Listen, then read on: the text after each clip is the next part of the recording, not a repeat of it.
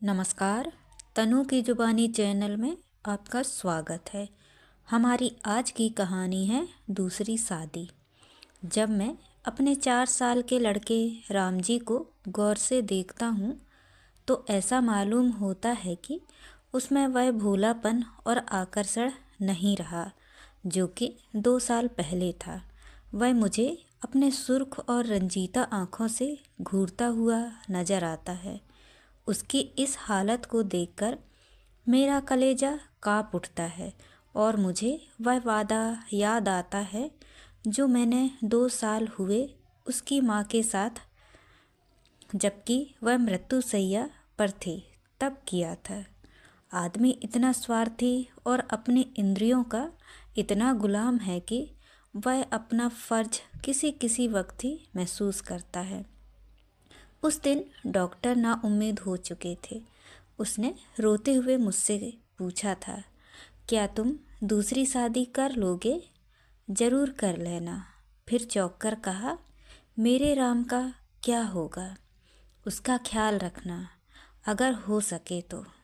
मैंने कहा, हाँ हाँ, मैं वादा करता हूँ कि मैं कभी दूसरी शादी नहीं करूँगा और राम जी की तुम उसकी फ़िक्र ना करो। क्या तुम अच्छी ना होगी? उसने मेरी तरफ हाथ फेंक दिया, जैसे कहा, लो अलविदा।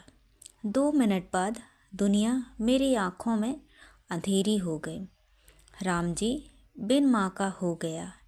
2-3 दिन तक मैं उसको कलेजे से चिमटाए रखा।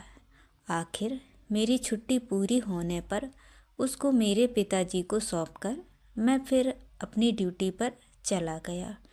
2-3 महीने दिल बहुत उदास रहा नौकरी की, क्योंकि उसके सिवाय कोई चारा ना था। दिल में कई मंसूबे बांधता रहा। 2-3 साल नौकरी करके रुपया लेकर दुनिया की सैर पर निकल जाऊंगा। यह करूंगा, वह करूंगा। अब कहीं दिल नहीं लगता है।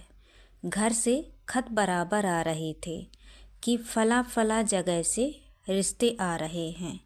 आदमी बहुत अच्छे हैं, लड़की अकल की तेज और खूबसूरत है। फिर ऐसी जगह नहीं मिलेगी।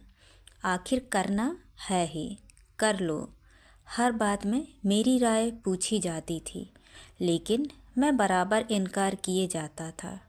मैं हैरान था कि इंसान किस तरह दूसरी शादी पर आमादा हो सकता है, जबकि उसकी सुंदर और पतिप्राणा स्त्री को, जो कि उसके लिए स्वर्ग की एक भेंट थी, भगवान ने एक बार छीन लिया। वक्त बीतता गया। फिर यार दोस्तों के तकाजे शुरू हो गए। कहने लगे, जाने भी दो, औरत पैर की जूती है। जब एक फट गई दूसरी बदल ली।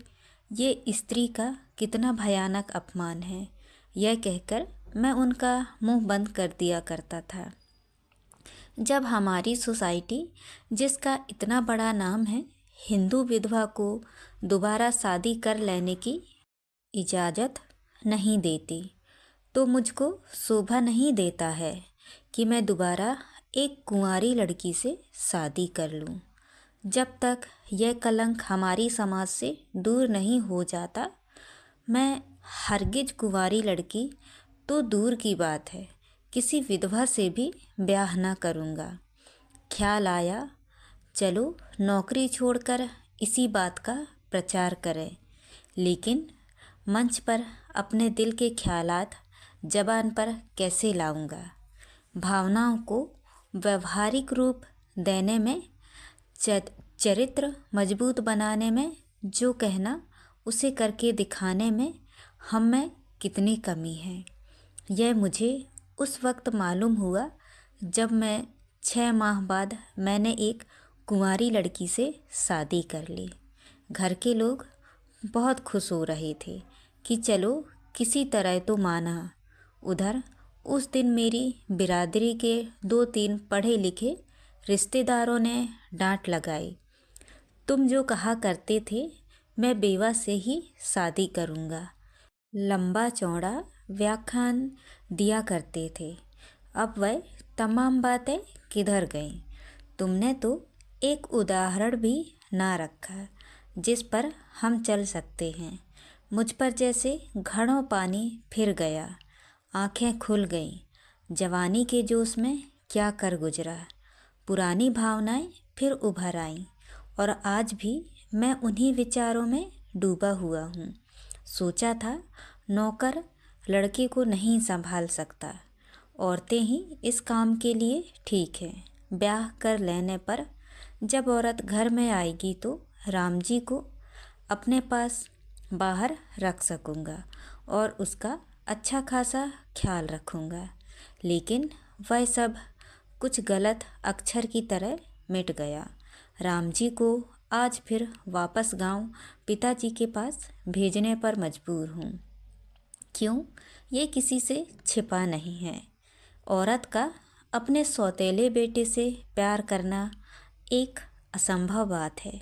ब्याह के मौके पर सुना था लड़की बड़ी नेक है, 100 जनों का खास ख्याल रखेगी और अपने बेटे की तरह समझेगी। लेकिन सब झूठ।